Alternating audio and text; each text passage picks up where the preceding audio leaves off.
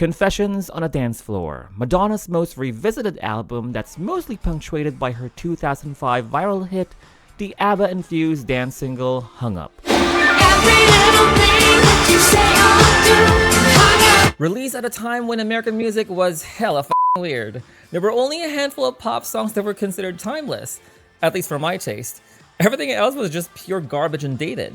Despite being the odd one in pink and purple, when everyone else was glistening in sweat and greenish sepia tones, the album proved to be a timeless classic after 2 decades depending on when you're watching this video, as new artists cite the album as their inspiration, along with the album's resurgence in social media platforms as it continues to reach new audiences. Oh my god, I saw Madonna, which is always, I've gone to literally every single one of her tours that I've been alive for. But did you know, promotion for the album was not all a big splash in traditional media between TV, print, and radio.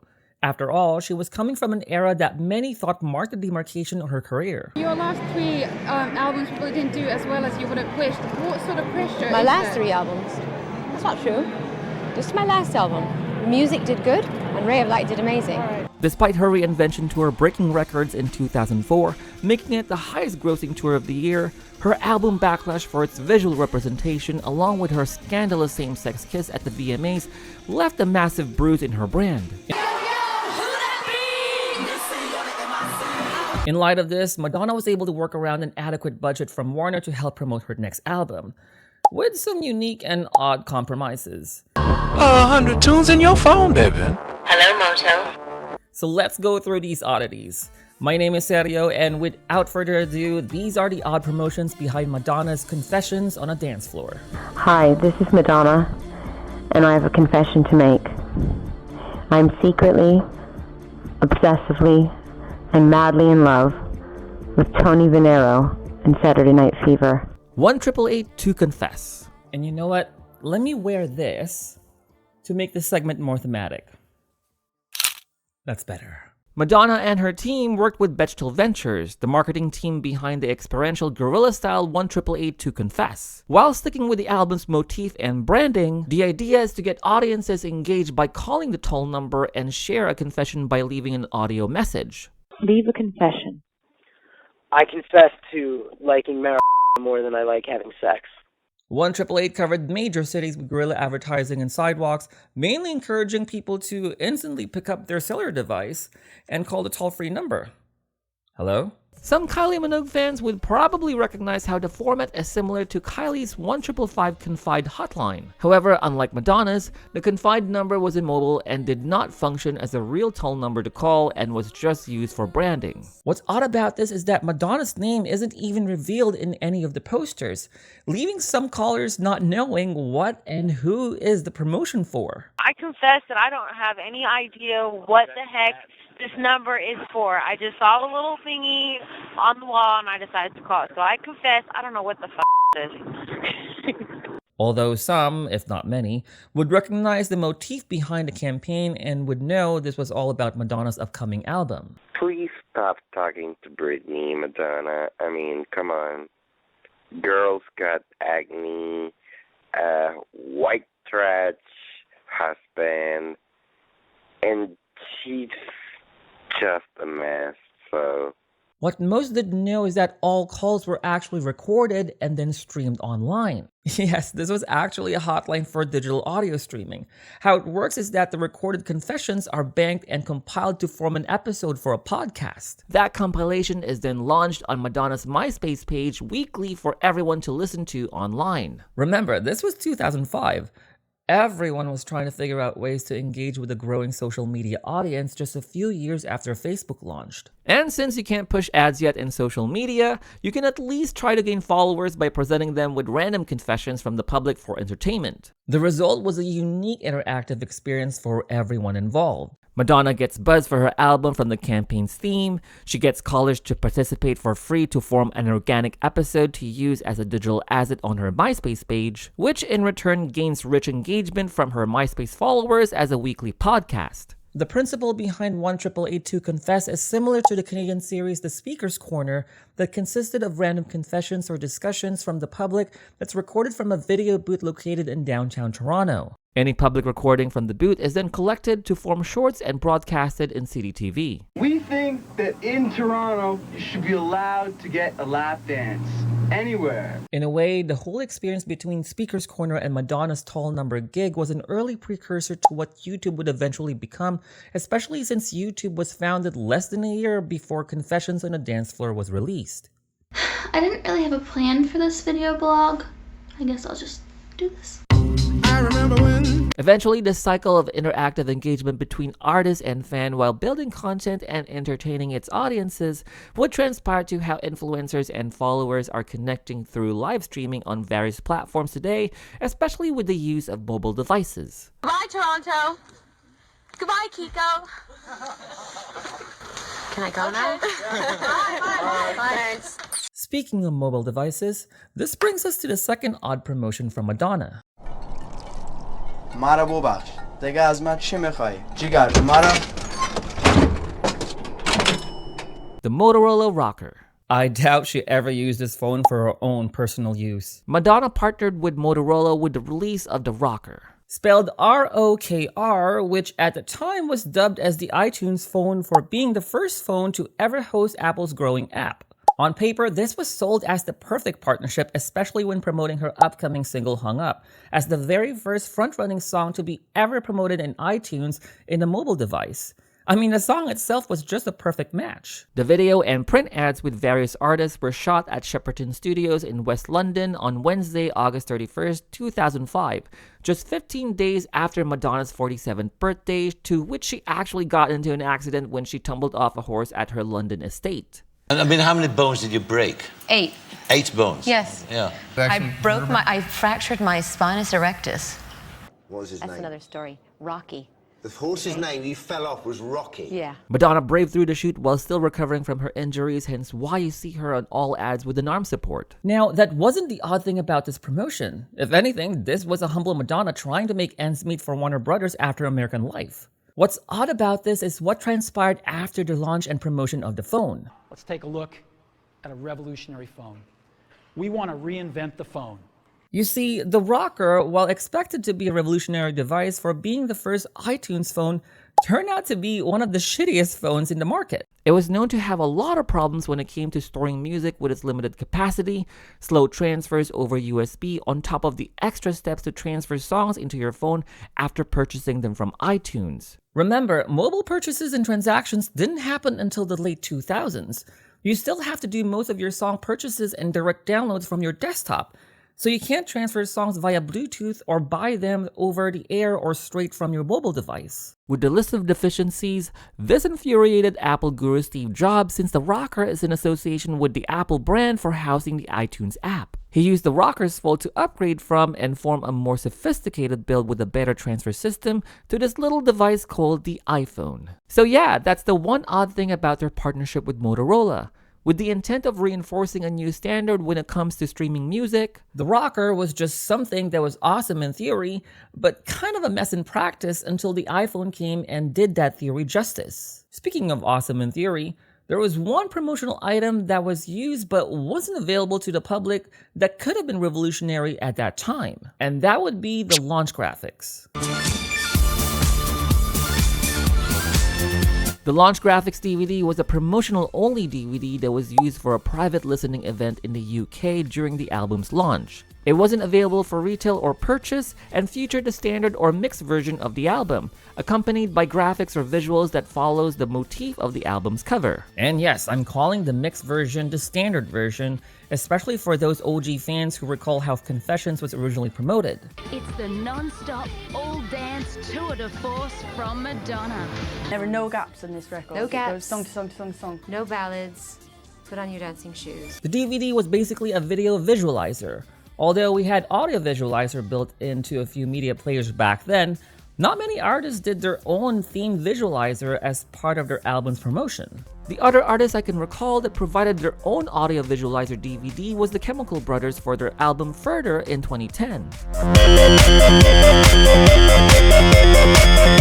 So what's odd about this is that this was sort of a missed opportunity to sell the launch graphics for retail either as part of a special edition or on its own for a unique way of listening to the album at a time when DVD sales were at its peak. Considering the rise of DVDs in the 2000s, this would have been a great alternative, or even an enhanced way of listening to the album. You also had gaming consoles like the PS2 that could play DVDs, so they could have tapped into the ever-growing gaming audiences and gain a higher market share since her Confessions brand was in a positive light with the album's universal acclaim. On top of that, this was before artists started launching songs in YouTube with visualizers or lyric videos. Now, I'm not sure if she would have been the first artist to ever pursue this if the DVD made it into retail. So if you know any other artists who did sell their album in the form of a video to act as a visualizer, and no, I'm not talking about visual album or music video collections in a home video format, just plain repeated graphics as visuals, please share it in the comments. Again, amazing in theory, but this time failed to promote it in practice. And that's what we intended. And finally, Coachella. I got completely in TikTok for saying Coachella. In the midst of preparing for her upcoming Confessions tour, Madonna was contacted by one of the managers at Coachella to be one of their featured artists. That manager was her desperately seeking co-star who was working as one of Coachella's representatives. Hey everybody, it's Rosanna Arquette. I'm here backstage with Calvin Harris. 2006 was regarded to be the year Coachella made a huge breakthrough in mainstream media while claiming the birth of EDM in American music due to how both Madonna and Daft Punk stole the show from main headliners Tool and Depeche Mode respectively. Now, let's take a step back in time and discuss what Coachella really was like back in 2006. The music festival was 7 years old that year and was mostly known to host indie, rock, and hip-hop artists. Pop and electronic music was more of a sideline. So most Coachella veterans thought it was odd to have Madonna as part of its roster in 2006. Hence why she and Daft Punk weren't promoted as main headliners that year. Nevertheless, the idea of her making a comeback performing dance music in a festival that barely plays dance music was an opportunity to break standards, which she often does. Since headliners Tool and Depeche Mode are assigned to perform at the main stage that housed the most audiences, Madonna and Daft Punk, who were supporting headliners, were assigned at the dance tent, which was relatively a smaller stage. It was kind of the birth of EDM right there. Because of how audiences shifted gears between stages, people who love Madonna but might not buy a ticket to go to a Madonna concert, but since she's like right over there, everybody went. The overcrowding in the dance tent on both nights was a clear indication that EDM was about to take over American music in the following years. It was a sign that the show was growing up, that there were stars here. I would argue that she was the first star to play the show. And oh boy, how it did, and then some.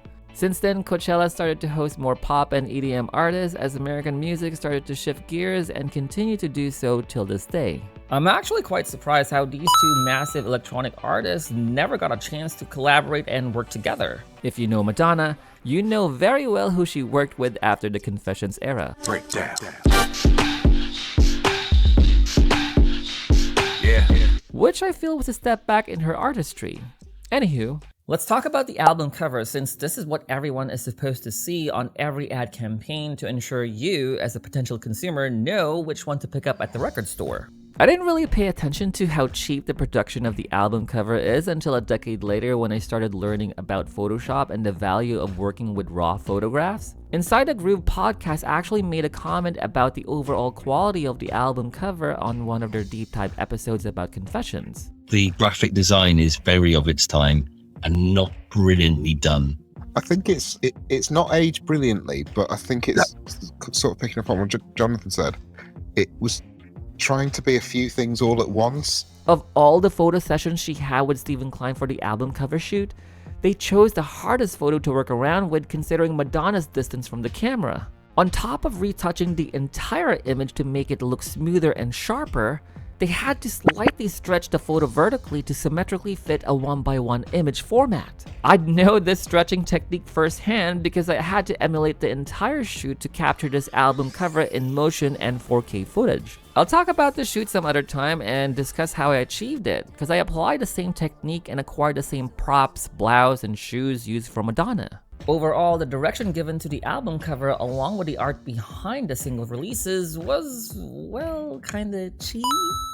Well, I can only theorize how time and money would be the reason why the quality came out looking tacky. It certainly did not do Mary Howard's set design for the shoot any justice when the photos came out in print. On top of this, the decision to change the color palette to pink and red was kinda arbitrary. I can only cite how the hot pink and red gradient was a popular choice in the 80s, such as Ariel in a pink dress from The Little Mermaid, the early game sprites of Princess Toadstool, now Princess Peach from the Super Mario series, Princess Lana of Captain N, Iris Landale of Phantasy Star, and Molly Ringwald. Even Glinda from The Wizard of Oz, since The Wizard of Oz had a huge boom in the 80s for being released in home video format. There's also this epic cover from Dragon magazine back in 1988 that's done by American artist Charles Vess. We'll do a deeper dive into the inspirations behind the visuals from Confessions sometime in the future, but for now, regardless of the reason, the use of filters or heavy retouching is off the roof for this cover, making it the oddest one of all her album covers, even compared to her American Life and Hard Candy album cover. At the very least, I can tell that's Madonna on the cover even without her name on it. Her hair's been toned red. We don't have face to the camera. She's in an unusual pose. I'm not sure you would immediately register that it was Madonna, so they've had to plaster her name as the biggest element across it. I don't know, there was something about the late 2000s that favored cheap and tacky album covers that were hitting the market. Hard Candy was like that. Even Britney Spears' Blackout looked tacky as well. By the 2010s, her album covers started becoming more and more abstract or deformed, and that's all thanks to Giovanni Bianco, the man behind the art direction of the album covers from Confessions to Rebel Heart. Yes, he did all four. Some misses and some kisses. Don't get me wrong, I actually really love the Confessions album cover, mainly because of it looking unique and cartoony. The lack of depth and shadows, along with the choice of hot colors and the over-retouching for an artist of her caliber, made it all odd yet satisfying to look at. That all stopped with Madame X though, when they did little retouching on Stephen Klein's photos, which I actually really like, since it's meant to look more like a painting. At this point, I can only reflect this treatment given to her album covers to how she's using filters for all her photos she posts on her social media pages. So if you made it this far in the video, you ought to know by now that none of these promotions Madonna has ventured in the past are really that odd by design, since the overall intent of these promotions are no different to what artists are doing today when it comes to advertising their brand, and that is simply to engage. Madonna has always been known to be ahead of the crowd when it comes to promoting herself, her brand, and her album. And in a way, some of these early partnerships may have failed by execution, but the overall intent of interactive engagement was true to what they were after and thought about of what would be the norm in the near future. And they were absolutely on the mark for all of these promotions. All of these are what we engage or exposed to occasionally, if not daily. The continuous growth of yearly music festivals, the use of filter apps, music streaming from your phone, interactive live streaming on your device, and so forth. Even after 10 years, Madonna and her manager Gaia Seri foresaw the value of live streaming through your mobile device and partnered with the now discontinued app Meerkat in 2015 to debut her music video Ghost Town. So Meerkat, they see there was this countdown to the video was going to launch, this live streaming app, Meerkat. We got a huge error page, and it threw up the Meerkat logo, the little rodent with Madonna's wig and lipstick. Again, awesome in theory, kind of a mess in practice, considering live streaming exclusively through mobile app was new at the time, with Meerkat and Periscope being the first apps to provide the service. She even went further down to promoting her Rebel Heart contest through Grindr in that same year. I think I remember doing this. I'll pull up the photo I did for it. You emulate her album cover with the wires and post it as your profile pic in Grindr with the hashtags living for love. I think they're now called my tags. It was fucking cringy.